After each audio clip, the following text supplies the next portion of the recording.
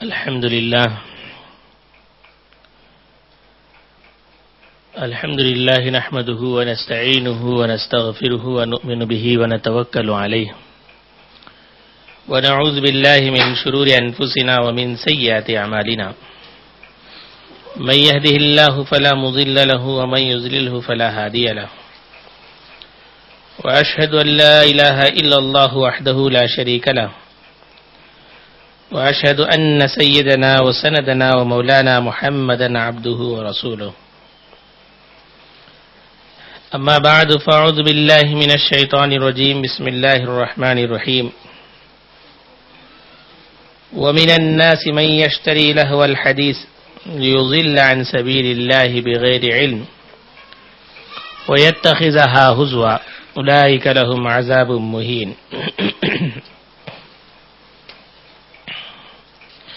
صدق الله العظيم وقال النبي صلى الله عليه وسلم نعمتان مغبوب فيهما كثير من الناس الصحة والفراغ أو كما قال عليه الصلاة والسلام صدق الله مولانا العلي العظيم وصدق رسوله النبي الكريم ونحن على ذلك لمن الشاهدين والشاكرين والحمد لله رب العالمين.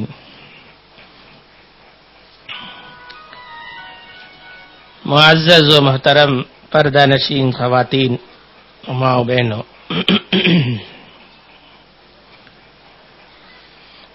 اللہ جل جلالہ و عم نوالہ نے انسان کو دنیا میں بھیجا اور انسان کی ضرورتوں کی تمام چیزیں اللہ نے دنیا میں پیدا کیا. قرآن کریم میں اللہ تبارک و تعالی نے اس بات کا ذکر فرمایا ہے کہ ہم نے انسان کو دنیا میں بھیجا اور پیدا کیا اور اس کی ضرورت کی چیزیں بھی ہم نے دنیا کے اندر رکھی ہیں.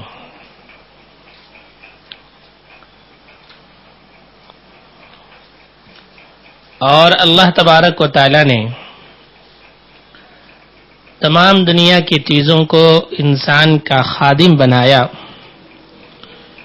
تاکہ انسان پوری چیزوں سے فائدہ اٹھا کر اللہ کی عبادت کر سکے. آج دنیا کے اندر سائنس بہت ترقی کر گئی اور طرح طرح کی ایجادات دنیا میں پیدا ہو گئے جس سے انسان فائدہ اٹھا رہا ہے. تمام چیزیں قرآن اور حدیث کے اندر ان کی اصل موجود ہے. حکیم الاسلام قاری طیب صاحب رحمۃ اللہ علیہ حضرت کا ایک بیان ہے جو کتاب بھی چھپی ہوئی ہے اسلام اور سائنس کے نام سے. حضرت نے اس میں یہ فرمایا ہے قرآن کریم میں اللہ نے بہت سے اہم میٹل دھات کا اللہ نے ذکر فرمایا اور تمام چیزوں کی جو اصل ہے چار چیزیں آگ، پانی، ہوا اور لوہا، ان کا ذکر اللہ نے قرآن میں فرمایا. آج دنیا جتنی بھی ترقی کر لے وہ انہی چیزوں کے ذریعے سے ہی کرتی ہے، آگ، پانی اور ہوا اور لوہا اور ان جیسی چیزوں سے. تو حضرت نے فرمایا کہ یہ تمام سائنس کی چیزیں اسلام اور قرآن کے اندر ان کا ذکر موجود ہے، لیکن شرط یہ ہے کہ ان کے ذریعے سے انسان اللہ کو پہچانے، اللہ کے قریب ہو. یہ ہرگز نہیں کہ ان چیزوں کے استعمال کے بعد انسان اللہ سے دور ہو جائے.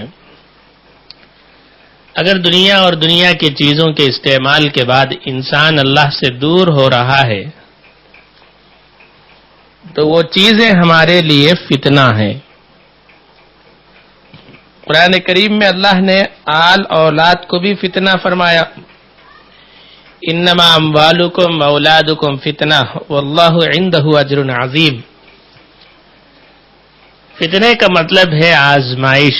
انسان کی بڑی آزمائشیں اس میں ہوتی ہیں. اگر انسان اللہ کی طرف دوڑتا ہے تو ان آزمائشوں میں وہ کامیاب ہو جاتا ہے. اگر وہ ان آزمائشوں میں اللہ کی طرف دوڑنے کے بجائے دنیا کی طرف دوڑتا ہے تو پھر وہ انسان ناکام ہوتا چلا جاتا ہے.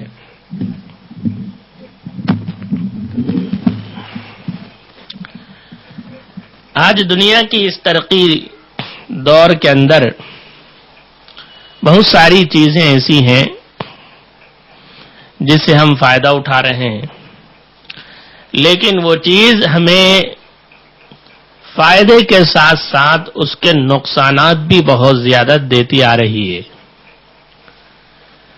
قرآن کریم میں اللہ نے شراب اور جوئے کے بارے میں یہ فرمایا ہے کہ اس کا گناہ اور اس کا نقصان اس کے نفع سے زیادہ ہے. وَإِثْمُهُمَا أَكْبَرُ مِن نَّفْعِهِمَا. اسی طریقے سے ہماری زندگی کے اندر ایک چیز ہے اور وہ ہے موبائل. موبائل فون کا ایجاد اور اس کی شروعات انسان کی ضرورت کے لیے ہوئی تھی کہ انسان اس سے فائدہ اٹھائے، اس سے ترقی کرے، اس سے اپنا دنوں کا کام گھنٹوں کا کام منٹوں میں کر سکیں. لیکن یہی چیز انسان کے لیے باعث نقصان بھی ہوگا اور باعث عذاب بھی بنے گا اور آزمائش اور فتنے کی چیز بھی بن جائے گی. انسان کو اس کا احساس بعد میں ہوا. جب تک اس کا احساس ہوتا نوجوان، بوڑھے، بچے، مرد، عورتیں، بچیاں سب اس کے ایسے اس کی لت لگ گئی، اس کی عادت لگ گئی کہ اب اس سے دور رہ کر زندگی گزارنا ایک بہت مشکل چیز بنتی نظر آ گئی. اور یہی چیز جو ہمیں نماز سے دور کرے، دین سے دور کرے، آخرت سے دور کرے، اپنے ضروری کام کاج سے دور کرے، یہ ہمارے لیے فتنے کا باعث ہے. حدیث پاک کے اندر آتا ہے نعمتان مغبوب فیہما کثیر من الناس الصحۃ والفراغ. دو نعمتیں ایسی ہیں کہ اگر انسان غور کرے تب پتہ چلے گا، لیکن بہت سارے لوگ اس نعمت سے غفلت میں پڑے ہوئے ہیں. وہ نعمت کیا ہے؟ حدیث میں فرمایا پہلی نعمت ہے صحت کی نعمت. اللہ نے تندرستی اور صحت دے رکھی ہے، ہاتھ پیر کی سلامتی ہے، آنکھ زبان دل و دماغ کی سلامتی ہے، ہر چیز سوچ سکتے ہیں، بول سکتے ہیں، سمجھ سکتے ہیں. یہ اللہ کی ایک بہت بڑی نعمت ہے. اس کے ساتھ ساتھ اللہ تبارک و تعالی نے ہمیں فرصت کے لمحات عطا فرمائے ہیں. ہمیں خالی وقت بھی اللہ دیتے ہیں. دن بھر کے اندر کام کاج تو برائے نام ہی ہوتا ہے، باقی سارا وقت اللہ ہمیں فرصت سے بٹھائے رکھتے ہیں. یہ فرصت کے لمحات یہ بہت بڑی قیمتی چیز ہے. آدمی کو اس کا احساس تب ہوگا جب یہ چیزیں ختم ہو جائے گی، جب ایک وقت بھی اسے نہیں ملے گا لمحہ فرصت کا، تب آدمی کو ان کی قدر ہوتی ہے. جیسا کہ کسی بزرگ نے ایک واقعہ لکھا ہے، فرماتے ہیں ایک عالم صاحب تھے، وہ ایک بڑے آدمی سے ملنے کے لیے گئے. وہ بڑا آدمی جو مالدار تھا، اس کا کنسٹرکشن کا کام چل رہا تھا، بہت بڑا کام چل رہا تھا، اور پورا کام ختم ہونے کی وجہ سے آخری دن تھا. تو اس مالدار آدمی نے تمام مزدوروں کو کھانے کی دعوت کی تھی اسی جگہ پر جہاں اس کی بلڈنگ بن رہی تھی. سب کو بریانی بنا کر کے اس نے کھلایا. یہ حضرت بھی وہاں چلے گئے ملنے. تو وہ بڑے آدمی نے یہ کہا کہ آپ بھی ہمارے ساتھ بیٹھ جائیے, ہمارے ساتھ کھانا کھا لیں گے. تو وہ مولوی صاحب حضرت جو تھے انہوں نے بھی ان کے ساتھ بیٹھ کر کے کھانا کھا لیے. وہ جتنے مزدور تھے ان سب کے لیے دعوت کا انتظام کیا تھا. وہ سارے مزدور پیٹ بھر کر کے ان کے سامنے کھانا کھائے. کھانا کھانے کے بعد وہیں پر کوئی آدمی زمین میں لیٹ گیا, کوئی آدمی بالو کے ڈھیر پر سو گیا, کوئی آدمی کہیں دروازے کے پاس پڑ گیا. سب تھوڑی تھوڑی دیر سو گئے اور سو کر نیند بھی لگ گئی. تو وہ جو مالدار آدمی تھا, لکھ پتی کروڑ پتی تھا آدمی, اس نے تعجب سے ان لوگوں کو دیکھا اور دیکھ کر کے کہا کہ حضرت کتنی تعجب کی بات ہے, یہ لوگ پیٹ بھر کے کھا بھی لیے اور پیٹ بھر کر کھانے کے بعد آرام سے سو گئے اور ان کو نیند بھی آ گئی. تو مولوی صاحب نے کہا کہ حضرت یہ کون سی بڑی بات ہے, روزانہ پیٹ بھر کے کھاتے ہیں سوتے ہیں. تو وہ کروڑ پتی جو آدمی تھا اس نے یہ کہا کہ حضرت بات ایسی نہیں ہے, پچھلے 10 سال ہو گئے, 10 سال سے میں آج تک پیٹ بھر کر کھانا نہیں کھایا, اور میں اپنے من پسند کھانا تو کبھی کھا بھی نہیں سکتا. آج تک میرا کھانا ٹفن بند کر رکھا ہوا ہے گاڑی میں وہی کھانا کھاتا ہوں اور اتنا ہی کھا کر میں زندگی گزار سکتا ہوں. اور پھر یہ کہا کہ دیکھیے یہ لوگ کھا کر کہاں ملے, وہاں پڑ کر سو گئے. میرا عالیشان بنگلہ ہے, عالیشان بسترا ہے, عالیشان چیزیں ہیں, لیکن میں جا کر ان میں سوتا ہوں تو مجھے نیند نہیں آتی اور نیند کے لیے دوائی کھانی پڑتی ہے. اور یہ لوگ یہیں پر پڑھ کر, کوئی مٹی میں, کوئی بالو میں, کوئی دروازے پر, کوئی باہر چوکٹ میں پڑھ کر سب سو بھی گئے اور ان کو نیند آ گئی. تو اس مالدار نے کہا یہ کتنی بڑی اللہ کی نعمت ہے, اگر کوئی آدمی چاہے تو یہ سارے پیسے میرے لے لے, مجھے پیٹ بھر کر کھانا اور آرام سے نیند اگر کوئی مل جائے تو میں اسے ساری دولت دے دوں گا. یہ کہنے لگا وہ مالدار آدمی. اس سے کیا بات معلوم ہوتی ہے کہ صحت کے آدمی اچھی چیز کھا رہا ہے, پی رہا ہے, چل پھر رہا ہے, اپنے کام کاج خود کر رہا ہے, اللہ کی یہ بہت بڑی نعمت ہے. اور ساتھ ساتھ ہمیں نیند بھی آ رہی ہے کہ آدمی سو کر اٹھ رہا ہے, یہ اللہ تبارک و تعالیٰ کی بہت بڑی نعمت ہے. اسی طریقے سے ایک نعمت ہے, اللہ نے ہمیں فرصت کے لمحات عطا فرمائے ہیں کہ دن بھر کے اندر مستورات کے لیے گھر کا کام کاج ہوتا ہے, کھانا پکانا, گھر کی صفائی دیکھ بھال اور نمازیں پڑھنا. ان سب کے علاوہ بھی بہت زیادہ وقت ہر عورت کو اللہ نے عطا فرمایا ہے کہ وہ اطمینان سے بیٹھ بھی سکتی ہے, لیٹ بھی سکتی ہے, رہ بھی سکتی ہے.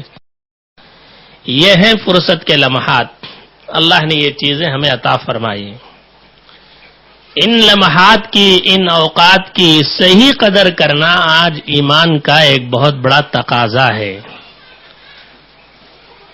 پہلے یہ ہوتا تھا کہ گھر کے جو بڑے ہوتے تھے, بچیاں ان کے پاس جا کر بیٹھ جاتی تھی اور وہ ان کو کچھ نصیحت کرتی, کچھ واقعات بتاتے, کچھ قصے سنتے.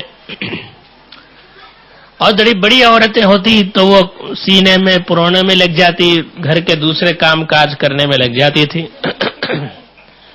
لیکن اب زمانہ بدلتا گیا, ترقی یافتہ دور میں ہم آئے تو ہمارے یہ جو قیمتی اوقات تھے جس میں کبھی ہم بڑوں کی خدمت کرتے, ان کی باتیں سنتے, ان کی نصیحتیں سنتے اور ان کے ساتھ اٹھتے بیٹھتے, یہ چیزیں ہمارے سے ختم ہوتی چلی گئی.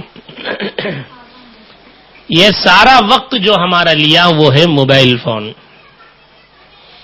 موبائل فون اتنا زیادہ انسان کی زندگی میں داخل ہوا, جو چیز ضرورت کی تھی وہ آج ہماری مجبوری بن گئی. ایسی مجبوری بنی کہ آدمی اس کے بغیر رہا نہیں جا سکتا. آدھا گھنٹہ کسی سے موبائل اگر دور ہو جائے تو اتنا پریشان ہوتا ہے جیسے اس کا پورا سرمایہ چھوٹ گیا ہو, کہیں ٹرین میں کہیں گم گیا ہو, اتنا پریشان ہوتا ہے. حالانکہ اللہ نے ہمیں موبائل کے ساتھ پیدا نہیں کیا. ہماری زندگی صدیاں اس کے بغیر بھی گزر رہی تھی, آج بھی گزر سکتی ہے, لیکن آدمی کی زندگی ایسی بن گئی کہ اس کے بغیر اگر کام اس کے ساتھ 5% ہوتا ہے تو 95-90 پر 5% ٹائم اس میں ہمارا ضائع ہوتا ہے.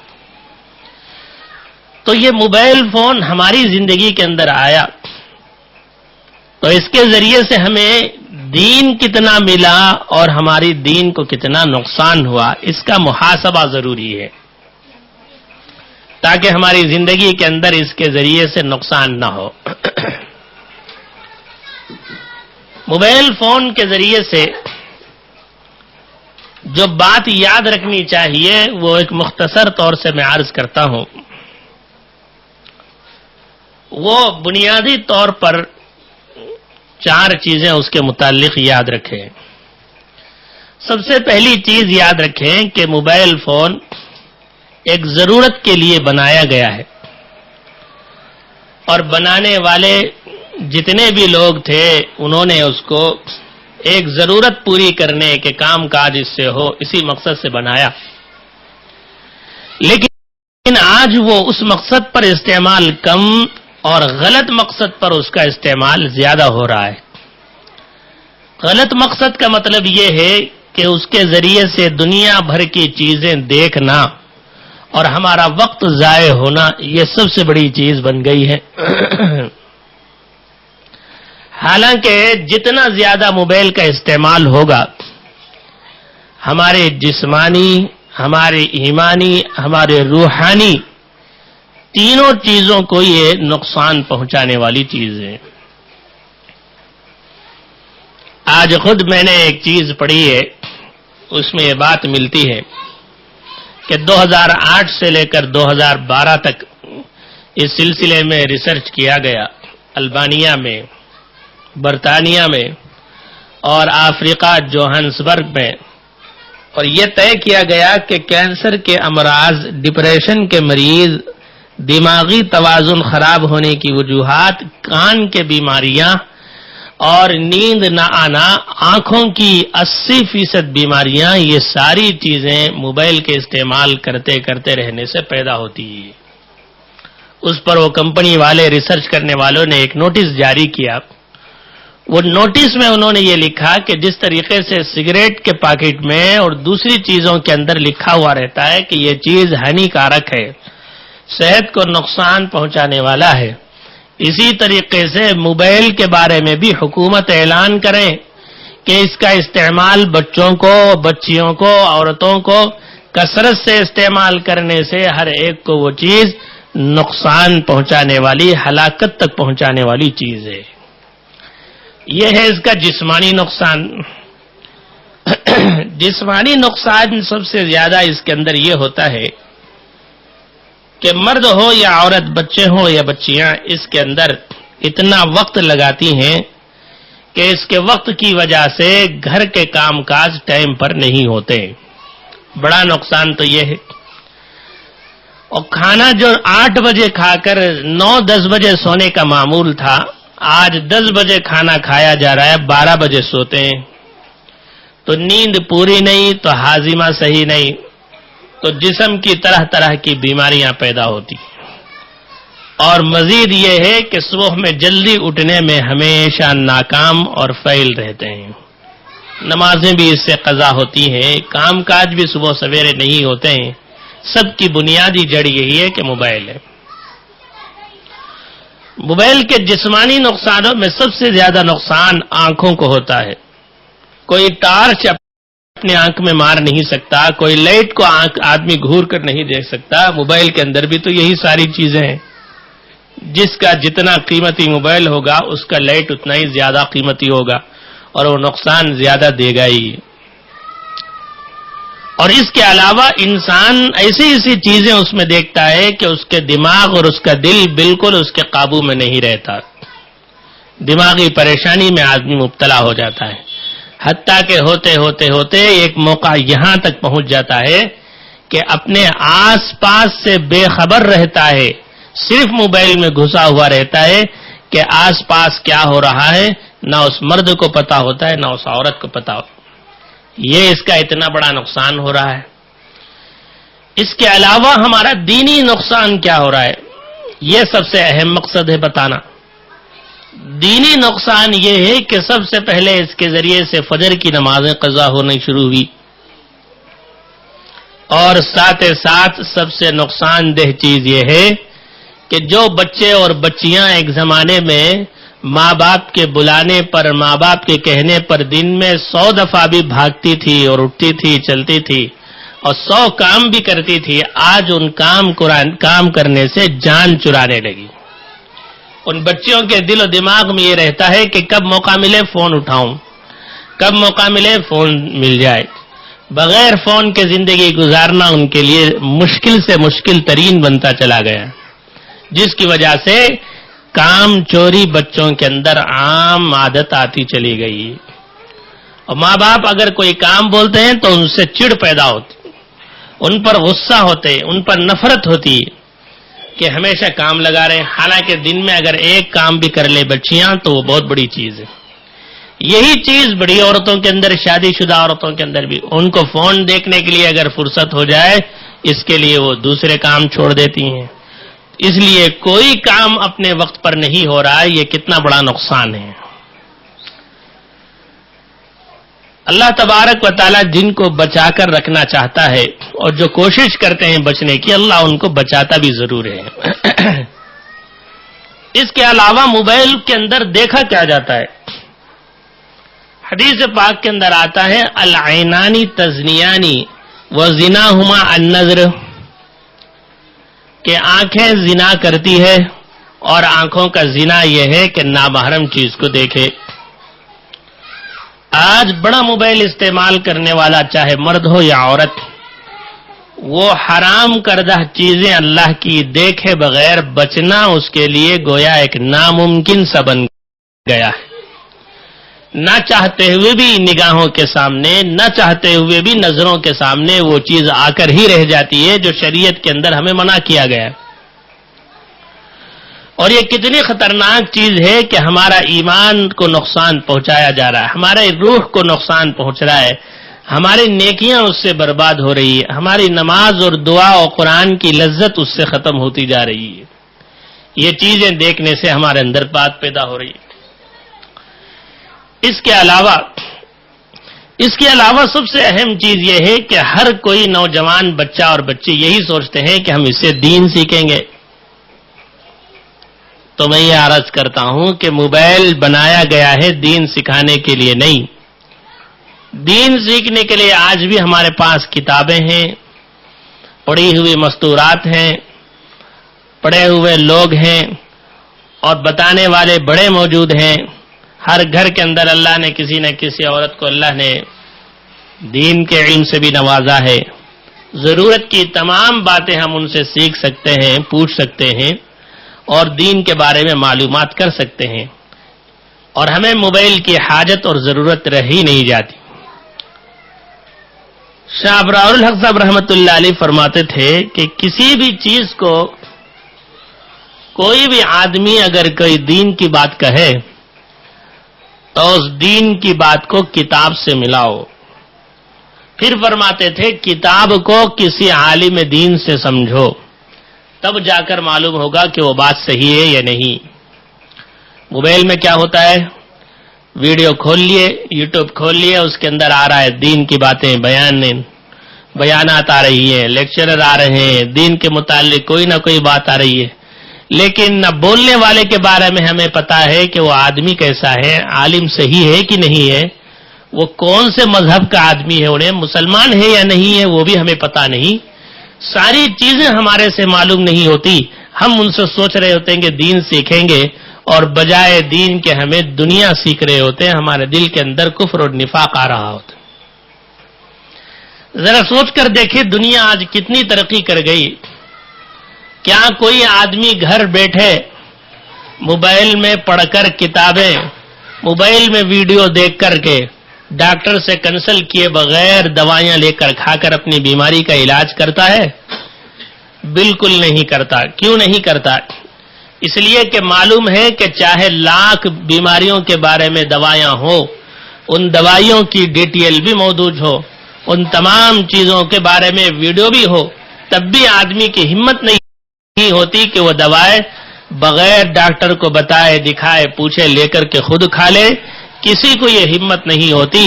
اگر کوئی آدمی ہے کوئی عورت ایسی غلطی کر بھی لے تو وہ بیماری اچھی ہونے کے بجائے اور بھی بڑھ جائے گی. یہی حال تو اس سے بڑھ کر دین ہے. دین تو چیز ہے قرآن اور حدیث کے سمجھے ہوئے لوگوں سے سمجھنے کا.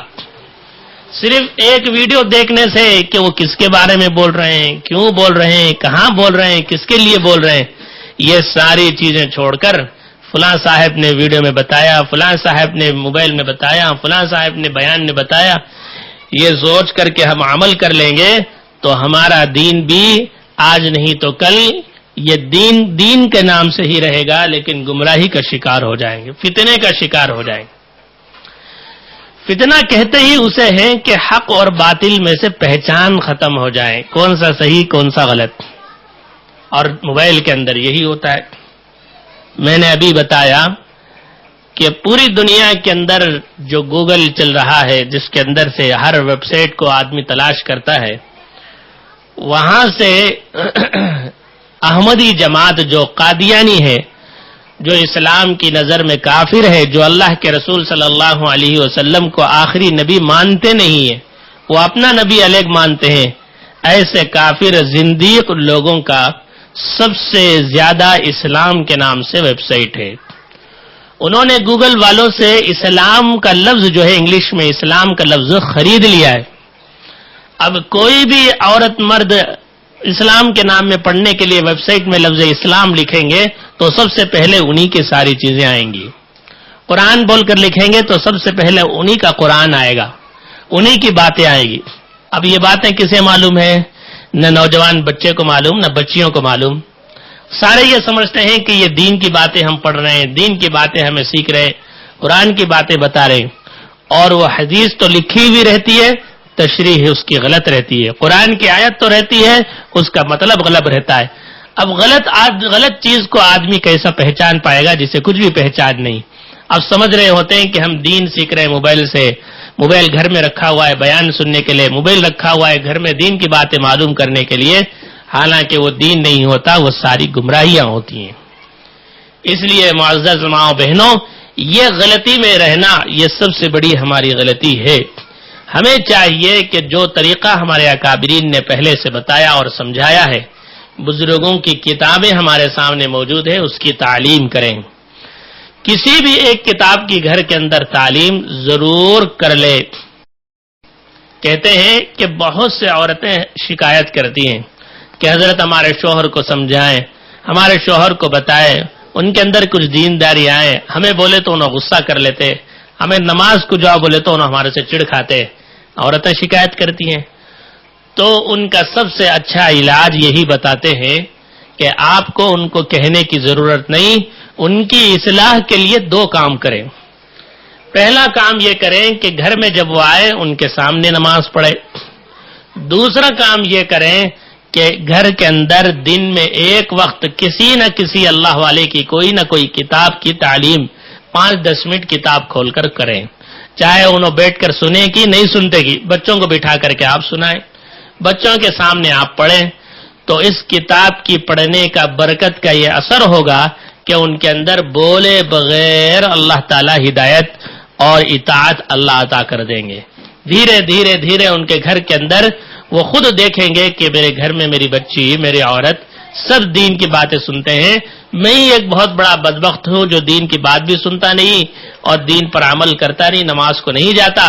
یہ سوچ کر ان کے اندر فکر پیدا ہوگی, خود بخود وہ نماز کے لیے نکلنے والے بن جائیں گے. اس لیے سب سے آسان طریقہ یہ ہے کہ کوئی نہ کوئی کتاب کی تعلیم کریں. اس کے بجائے اس میں ایک سب سے بڑا فائدہ دوسرا یہ ہے کہ جب کتاب کی تعلیم کریں گے, کتاب کے واقعات بچوں کو سنائیں گے, تو بچے نہ موبائل ہاتھ میں اٹھائیں گے نہ گھر والے موبائل ہاتھ میں اٹھائیں گے. ورنہ شکایت یہی ہوتی, گھر میں آتے ہیں آدھے گھنٹے کے لیے, ہاتھ میں موبائل لے کر بیٹھ جاتے ہیں, کھانا کھاتے ہیں ہاتھ میں موبائل رہتا ہے, بستر میں سو رہے ہوتے ہیں موبائل ہاتھ میں رہتا ہے. تو یہ موبائل کا اتنا بڑا فتنہ ہو گیا کہ ایک دوسرے کی خیر خیریت پوچھنے کا بھی وقت نہیں رہا. تو ہم نے اپنی ایک ضرورت کو اپنی مجبوری بنا لیا ہے, ہم نے اپنی کمزوری بنا لی ہے. اس سے بچنے کا آسان طریقہ یہی ہے کہ اس چیز کو چھوڑ کر گھر میں دین کی تعلیم شروع کی جائے. دین کی تعلیم کوئی نہ کوئی کتاب، اللہ والوں کے واقعات کی کوئی کتاب اٹھا لیجئے، اکابرین نے صحابہ کرام کے واقعات کی کتاب لکھی رکھی ہے، وہ اٹھا کر بچوں کو پڑھ کر بولنا شروع کریں. خود بخود شوہر کے اندر بھی اس کے دینداری آ جائے گی، بچوں کے اندر بھی دین کی فکر دھیرے دھیرے خود سے خود پیدا ہوتی چلے جائے گی. اور اس کے علاوہ جو کام ہے وہ دینی تعلیم کی فکر، یہ سب سے زیادہ اہم ہے. اور موبائل دیکھیے، آج سب سے زیادہ اس چیز کے اندر دو چیزیں اس میں بہت خطرناک ہیں. ایک چیز ہے کہ یہ ویڈیو تصویریں، حدیث پاک کے اندر منع کیا گیا اور یہ کہا گیا کہ اشد الناس عذاب،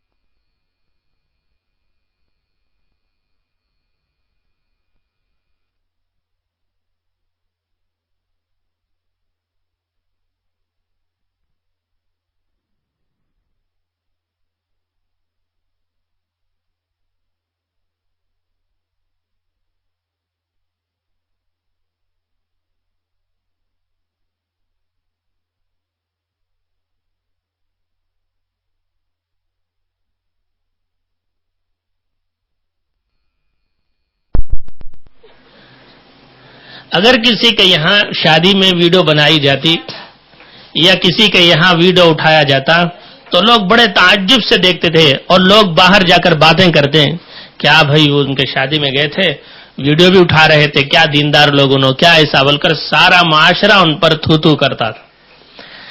آج اگرچہ کہ یہ ویڈیو کی تمام چیزیں جو بری تھی وہ اس کی برائی ختم ہوتی چلی گئی، ساتھ ساتھ ایک برائی سب سے بڑی یہ شروع ہو گئی کہ وہ ہر آدمی کے ہاتھ میں ویڈیوگرافی آ گیا.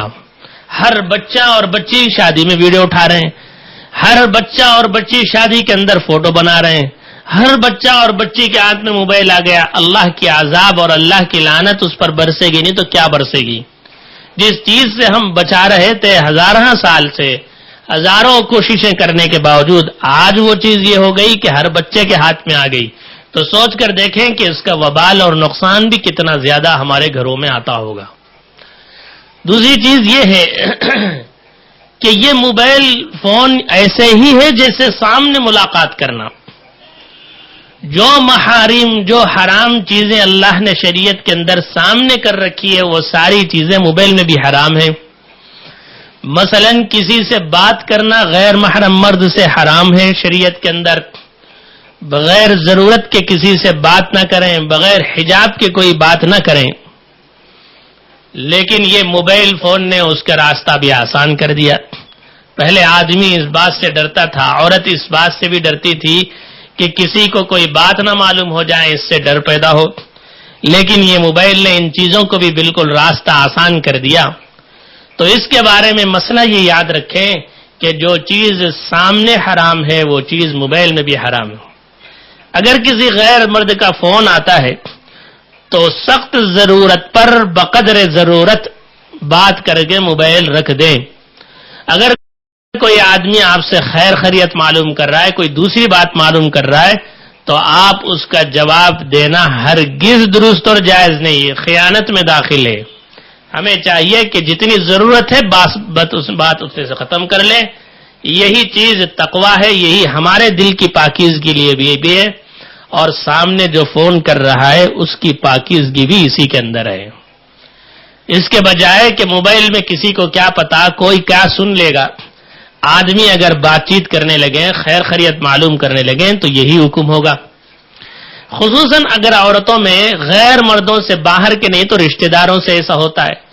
رشتہ داروں میں سے وہ رشتہ دار جن سے پردہ کرنا واجب ہے، ضروری ہے، ان کے ساتھ موبائل میں باتیں شروع ہو جاتی ہیں. کہتے ہیں کہ موبائل میں ہی تو بات کر رہے ہیں، سامنے تو بات نہیں کر رہے نا. حالانکہ یہ موبائل میں بات کرنا بھی اسی طریقے سے جرم اور حرام ہے جس طریقے سے سامنے بات کرنا جرم حرام ہے. اور بھی پوچھے تو کیا بات ہوتی، یہ تو میرے رشتہ دار سے ہی بات کر رہا ہوں، کوئی باہر کے تو مرد نہیں نا، اجنبی مرد تو نہیں نا. رشتہ دار بھی ہوں ان سے پردہ تو شریعت نے ضروری قرار دیا، ان سے پردہ کرنا ضروری اور واجب ہے. یہ باتیں، اس بات کا خاص خیال رکھیں. تیسری چیز یہ ہے کہ موبائل کے اندر جو سب سے اہم چیز ہے وہ ہے اس میں آنے اور بجنے والی چیزیں، اور اس کے اندر بجنے والی چیزیں ہیں گانا اور میوزک. اور میوزک اور گانے سے بچنا شریعت کے اندر سب سے زیادہ ضروری ہے. حدیث پاک کے اندر آتا ہے کہ میوزک سننا اور میوزک سننے والا آدمی کے دل کے اندر نفاق ایسے ہی آتا ہے جیسے پانی کسی چیز کے جڑ کے اندر پہنچتا ہے. ہمیں پتہ بھی نہیں چلتا کہ میوزک سننے کی وجہ سے ہمارے دلوں کے اندر کتنا نفاق اور بدعملی اور گناہ ہمارے دلوں کے اندر آ رہا ہے.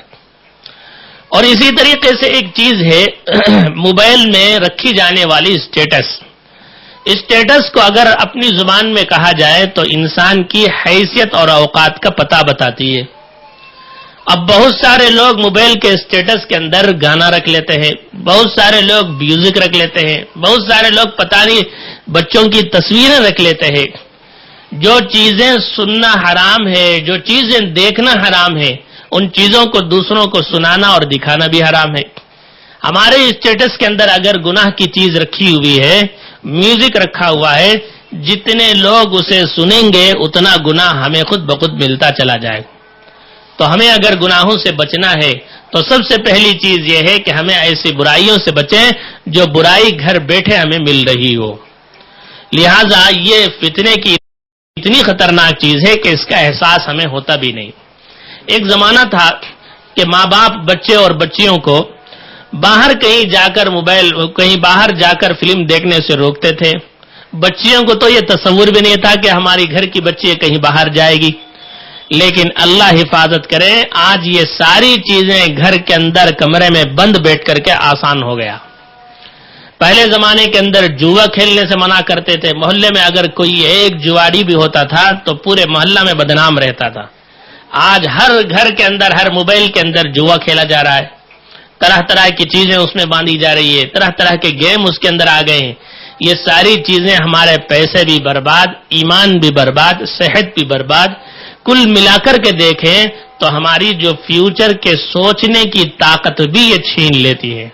ہمیں اتنی بھی طاقت نہیں رہ جاتی کہ میرا آئندہ کل کیا ہونے والا ہے، میں اس کے لیے کیا تیاری کر رہا ہوں، یہ بھی ہمارے سے چھن جاتی. یہ سارے نقصان کا عذاب اور وبال یہ ہوتا ہے کہ ہماری آخرت بھی برباد اور دنیا بھی برباد ہو جاتی. تو معزز محترم خواتین و حضرات، مجھے عرض یہی کرنا ہے کہ اللہ تبارک و تعالیٰ نے جو ہمیں زندگی دی ہے، مال دی ہے، اس کے بارے میں ہمیں قیامت میں پوچھ ہوگی. خصوصاً جوانی کے بارے میں سوال کیا جائے گا کہ تم نے نوجوانی کی عمر کہاں اور کیسے گزاری، تم نے اپنی عمر کی زندگی کے ایام کیسے اور کہاں گزارے. ہمارے ایام صحیح ہو، ہماری زندگی صحیح ہو تو اس کے لیے ضروری ہے وہی طریقہ اختیار کرنا جو ہمارے بڑوں نے ہمیں سکھایا ہے. یہ سب سے اول چیز ہے کہ ماں باپ کی خدمت اور گھر کی دین کی فکر اور گھر کے اندر بچیوں کی تعلیم اور تربیت. جہاں تک ہو سکے بچوں اور بچیوں کو اس موبائل کے فتنے سے دور رکھیں، تبھی وہ بچے تیز پڑھتے ہیں اور تیز پڑھنے میں آگے بھی بڑھتے ہیں. میں آپ کو ایک چیز سنا دیتا ہوں، بڑی حیرت آپ کو ہوگی. دنیا کے اندر موبائل ایجاد ہوا، انٹرنیٹ ایجاد ہوا، بہت زیادہ یورپی ممالک میں ترقی ہوئی. لیکن مجھے یہ چیز سن کر اور پڑھ کر بڑا تعجب ہوا. وہ تعجب یہ ہے کہ اسرائیل کے اندر جہاں یہودیوں کا گڑھ ہے، وہاں پر بچوں کو جو اسکول میں تعلیم دیتے ہیں، وہاں کسی بھی بچے کو 18 سال تک موبائل استعمال کرنے کی اجازت ہی نہیں ہے. اور وہ لوگ بچوں کو موبائل ہاتھ میں دیتے ہی نہیں. وہ بچہ اسکول جاتا ہے، پھر گراؤنڈ جا کر کھیلتا ہے، پھر گھر آ کر ہوم ورک کرتا ہے، پھر سو جاتا ہے. اتنے ٹائم کے پابند ہوتے ہیں کہ وہ 8-9 بجے بچوں کو سلا دیتے ہیں اور بچے ان کے سو جاتے ہیں. ایک خاتون ہندوستان کی، وہ جرمن میں کام کرنے گئی. ایک غیر قوم خاتون ہی تھی، وہ جرمن میں کام کر رہی تھی. وہ خاتون جو ہے وہ ہندوستان کے لوگوں کو ایک چیز لکھ کر بھیجی. اس میں وہ کیا لکھتی ہے کہ ایک مرتبہ ہمارے کمپنی میں ایک آدمی ہمیں دعوت کے لیے بلایا. رات کی دعوت تھی تو رات کی دعوت میں سب لوگ جاتے ہیں. ہمیں بھی ہمارے ملک کی طرح تیار ہو کر بچوں کو لے کر پہنچے. بچوں کو لے کر جب پہنچے تو وہ سارے حال والے لوگ ہمیں تعجب سے دیکھنے لگے. تھوڑی دیر ہم نہ سمجھ میں نہیں آیا کہ یہ لوگ کیوں ہمیں دیکھتے ہیں. جرمن کا واقعہ ہے. تو وہ عورت کہتی ہے مجھے تھوڑی دیر کے بعد اس بات کا احساس ہوا پورے حال کے اندر صرف مرد، بڑے مرد جنے ہیں، عورتیں ہیں، ایک بھی بچہ اس تقریب کے اندر بچہ بچی نہیں آیا. سب کے بچے کھا پی کر سو چکے ہیں 9 بجے، اور ہم 9 بجے کھانے کے لیے بچوں کو لے کر کے گئے ہیں تو سارے لوگ ہمیں تعجب سے دیکھنے لگے کہ ان کے بچے اب تک سوئے کیوں نہیں. وہ کہتی ہے کہ اس بات کا اتنا اہتمام غیروں کے یہاں ہے، باہر ملکوں کے اندر ہے کہ بچے 8-9 بجے کھا پی کر کے سو جاتے ہیں، ان کے یہاں موبائل دیکھنا، نیٹ دیکھنا، گیم کھیلنے کا سوال ہی نہیں پیدا ہوتا، اور وہ بچے پڑھائی میں بالکل آگے آگے رہتے ہیں. اور ہمارے گھروں کے اندر بچوں کو ساری چیزوں کے شوق رہتے ہیں سوائے کام کاج کے اور پڑھائی کے. بچوں کو کام کاج کرنے بولو جان نکلتی ہے، پڑھائی کرنے بولو تو اتنی زیادہ ان کے اندر سستی آ جاتی کہ پہاڑ اٹھا کر ان کا سر پر رکھے. اور باقی تمام چیزیں بولو، کھانا نہیں ڈالو آپ موبائل دے دو دیکھتے رہیں گے، کھانا نہیں بنا آپ کو گیم میں لگا دو کھیلتے رہیں گے. یہ چیز ہمارے لیے آج تو خاموشی کا باعث ہے، لیکن کل کے دن اس بچے کی صحت بھی برباد ہے اور اس کی پڑھائی اور تعلیم بھی برباد ہے، جس کی وجہ سے دنیا اور آخرت کا نقصان ہے. اللہ ہم سب کو سمجھ کی توفیق عطا فرمائے. معزز پردہ رشی خواتین حضرات سے میری گزارش یہی ہے کہ یہ ضرورت کی چیز ہے، ہم اس کو ضرورت تک رکھیں، اپنے ایمان اور آخرت کے خراب ہونے کا ذریعہ نہ بنائیں. اللہ نے ہمیں یہ توفیق دی ہے کہ ہمیں یہ باتیں سننے کا موقع مل رہا ہے. آپ حضرات سے میری گزارش ہے کہ دوسرے مستورات کو بھی آپ سمجھائیں. یہاں پر موجود ہر عورت کی ذمہ داری ہے کہ جب یہ باتیں ہمیں سمجھ آ گئی ہے تو ہم دوسری عورتوں کو بھی سمجھائیں، بچیوں کو بھی سمجھائیں اور ان سے وہ چیزیں دور رکھیں تاکہ اس کا فائدہ تو ہمیں ہو اور نقصان ہرگز ہمیں نہ ہو، تاکہ اللہ تبارک و تعالی ہمارا دل نماز، قرآن، شریعت میں لگا رکھے، دنیا کی الا بلا سے ہماری حفاظت فرمائے اور دنیا کی چیزوں اور اس کی خواہشات سے اللہ ہماری حفاظت فرمائے. اس کے اتنے نقصانات ہیں، اگر میں بولنا شروع کروں تو اس کے لیے وقت بہت زیادہ چاہیے، اور وہ سارے نقصانات ہمارے سامنے بہت مختصر طور سے آ بھی گئی ہیں. اللہ ہم سب کو اس کے فتنے سے حفاظت فرمائے اور جتنا اس سے فائدہ اٹھانا ہے اس کا ہی فائدہ اٹھائے اور باقی چیزوں سے ہماری حفاظت فرمائے. ہمیں نیک اور دینی تعلیم کے اندر ہم سب کو اللہ لگائے. اللہ ہم سب کے کہنے اور سننے سے زیادہ عمل کی توفیق عطا فرمائے. آمین وآخر دعوانا الحمدللہ رب العالمین. دعا کر لیں. اللهم لك الحمد ولك الشكر يا الله. اللهم صل على سيدنا محمد وعلى آل سيدنا محمد وبارك وسلم عليه. اللهم ربنا ظلمنا أنفسنا وإن لم تغفر لنا وترحمنا لنكونن من الخاسرين. اللهم إنا نسألك الهدى والتقى والعفاف والغنى. اللهم إنا نسألك العفو والمعافاة الدائمة في الدين والدنيا والآخرة والفوز بالجنة والنجاة من النار. اے اللہ ہم سب کے گناہوں کو معاف فرما. اے اللہ ہم سب کی خطاؤں کو درگزر فرما. اے اللہ چھوٹے بڑے جانے انجانے سب گناہوں کو معاف فرما. یا اللہ دین شریعت کا ہمیں پابند بنا. یا اللہ دین شریعت پر عمل کرنے کی ہم سب کو توفیق عطا فرما. یا اللہ ہم سب کے لیے دین میں چلنا آسان فرما. یا اللہ زمانے کے فتنوں سے ہماری حفاظت فرما. ہمارے گھروں کی، ہماری بچیوں کی، ہمارے بچوں کی، ہماری نسلوں کی حفاظت فرما. یا اللہ دین شریعت کو یا اللہ دل و جان سے عمل کرنے کی توفیق عطا فرما. یا اللہ دنیا کے اندر جتنی خرابیاں دنیا کے لین سے آ رہی ہے، جو اسلام پر دین پر حملے ہو رہے ہیں، یا اللہ اس سے ہماری حفاظت فرما. یا اللہ سنت رسول کی اطاعت کی توفیق ہم سب کو نصیب فرما. یا اللہ ازواج مطہرات امہات المومنین نے جس طریقے سے دین پر استقامت دکھایا ہے، یا اللہ وہ استقامت ہمارے مستورات اور بچیوں اور نسلوں میں عطا فرما. یا اللہ دنیا کے اندر نیک لوگوں کے آنے کا ذریعہ بنا. یا اللہ دنیا کے اندر نیک لوگوں کے دنیا میں آنے کا ذریعہ بنا. یا اللہ ہر ایک کے مقدر کو دنیا اور آخرت میں چمکا اور ہر ایک کے اللہ بہترین خیر کے فیصلے فرما. یا اللہ جتنی یہ دین کے سمجھنے کی، دین پر عمل کرنے کی کوششیں ہو رہی ہیں، اللہ ان سب کو قبول فرما. اس پر جو حضرات جان مال لگا رہے ہیں، اللہ ان نوجوانوں کو، ان بڑوں کو سب کو قبول فرما. یا اللہ تمام حاضرین مجلس میں جتنے مستورات جمع ہیں سب کی دلی مرادوں کو پوری فرما. یا اللہ سب کو حج بیت اللہ بار بار زیارت نصیب فرما. یا اللہ ہر گھر کے اندر جو کوئی بیمار ہے پریشان ہے یا اللہ ان سب کی پریشانیوں کو صحت سے مبدل فرما. یا اللہ جو کہیں بھی کسی بھی حالت میں پریشان ہے اللہ ان پریشانیوں کا مداوا فرما. یا اللہ دین کے خاطر ہمیں راحت اور چین اور عزت نصیب فرما. یا اللہ بے دینی سے ہماری اور ہماری نسلوں کی حفاظت فرما. یا اللہ جو کچھ مانگا ہے وہ بھی عطا فرما. جو مانگنے سے رہ گیا اپنا فضل و کرم سے جناب نبی کریم صلی اللہ علیہ وسلم کے صدقے طفیل میں عطا فرما. صلی اللہ تعالی وسلم علی خیر خلق محمد وعلی آلہ وصحبہ اجمعین برحمتک یا ارحم الراحمین والحمد للہ رب العالمین.